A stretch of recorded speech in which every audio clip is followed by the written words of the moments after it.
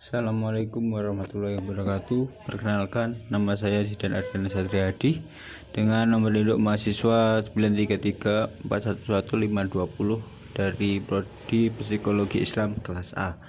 Di sini saya akan sedikit menjelaskan tentang sejarah kodifikasi Al-Quran. Al-Quran adalah wahyu Allah Subhanahu wa Ta'ala yang diturunkan kepada Nabi Muhammad SAW melalui malaikat Jibril sebagai petunjuk bagi umat manusia. Dalam perjalanannya, Al-Quran melewati 4 masa hingga dapat menjadi mushaf. Dalam kodifikasi Al-Quran terbagi menjadi 4 kelompok. Yang pertama pada masa Rasulullah SAW, yang kedua pada masa Khalifah Abu Bakar, yang ketiga pada masa Khalifah Utsman bin Affan, dan keempat setelah Utsman bin Affan. Kodifikasi Al-Quran yang pertama yaitu pada masa Rasulullah SAW. Al-Quran mulai ditulis setelah Rasulullah hijrah ke kota Yastrib atau Madinah. Rasulullah memerintahkan sahabatnya yaitu Ali bin Abi Thalib, Muawiyah, Ubay bin Ka'ab, dan Zaid bin Tsabit untuk menuliskan wahyu Al-Quran. Mereka menulisnya di atas pelepah kurma, tulang belulang, batu, dan lain-lain. Pada periode ini belum ada kebutuhan untuk mengumpulkan Al-Quran karena wahyu terus bertambah dan sebagian wahyu menghapus wahyu yang lain yang disebut dengan istilah nasikh wa mansukh dalam ilmu ulumul Quran. Imam Az-Zarkashi berkata, tidak ditulisnya Al-Quran dalam bentuk mushaf pada masa Rasulullah dikarenakan Al-Quran terus berubah. Hal ini menyebabkan keterlambatnya penulisan Al-Quran hingga berakhirnya wahyu dengan wafatnya baginda Nabi. Kodifikasi Al-Quran yang kedua yaitu pada masa Abu Bakar As-Siddiq.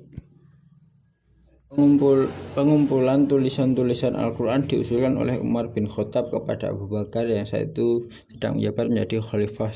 Sebab adanya rasa khawatir apabila Al-Quran akan hilang karena banyaknya penghafal Al-Quran yang wafat pada perang Yamamah, yaitu perang yang menuntaskan orang-orang murtad pasca wafatnya Nabi Muhammad SAW. Abu Bakar menunjuk Zaid bin Tsabit untuk mengumpulkan tulisan-tulisan Al-Quran dari para sahabat. Zaid bin Tsabit mensyaratkan adanya 2 saksi tatkala menyerahkan tulisan Al-Quran untuk dikumpulkan. Pada periode ini, Al-Quran yang awalnya tersebar dalam berbagai media tulis dikumpulkan dan disalin dalam bentuk suhuf yang berasal dari pelepah kurma lalu disimpan oleh Abu Bakar. Pada periode ini, Al-Quran masih menghimpun 7 ahruf. Yang ketiga yaitu kodifikasi Al-Quran pada masa Utsman bin Affan.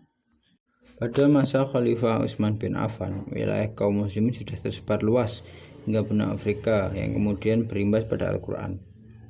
Masalah yang berkenaan dengan Al-Quran yaitu perbedaan ahruf atau perbedaan bahasa yang diajarkan ulama kepada masing-masing wilayah. Mereka berselisih tentang kebenaran Al-Quran.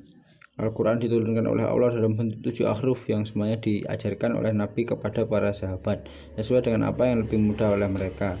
Adanya selisih pada kaum muslimin diberitakan oleh Huzaifah bin Yaman kepada Utsman bin Affan. Lalu langkah apa yang diambil oleh Utsman bin Affan dalam memecahkan masalah ini? Itu langkahnya adalah membentuk panitia untuk membukukan Al-Quran dalam satu mushaf.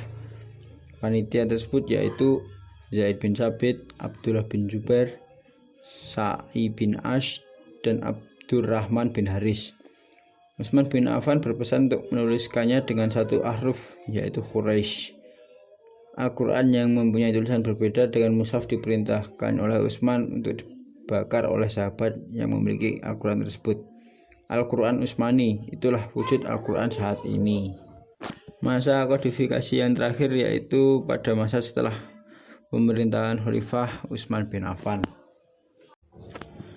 Al-Quran yang telah dibukukan sebelumnya dan menjadi mushaf belum ada penambahan baris, harokat, titik, fasal, dan sebagainya.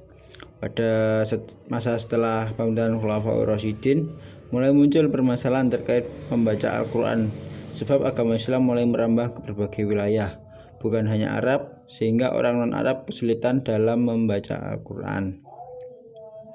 Banyak pendapat yang berkenaan dengan tokoh di balik pemberian harokat. Di antara tokoh tersebut yaitu Abu Aswad Ad-Duaili yang memberikan titik 1 di atas huruf sebagai tanda baca. Kemudian dilakukan penyempurnaan dalam mengubah tanda titik tersebut menjadi garis panjang dan huruf waw kecil di atas sebagai tanda harokat dhammah serta memberi tanda baca tanwin. Pada awal penyempurnaan Al-Quran menuai berbagai kritik dari para ulama. Namun seiring berjalannya waktu, hal ini mulai diterima. Imam Nawawi menyatakan banyak penambahan harokat dan titik adalah hal yang mustahab atau sunnah.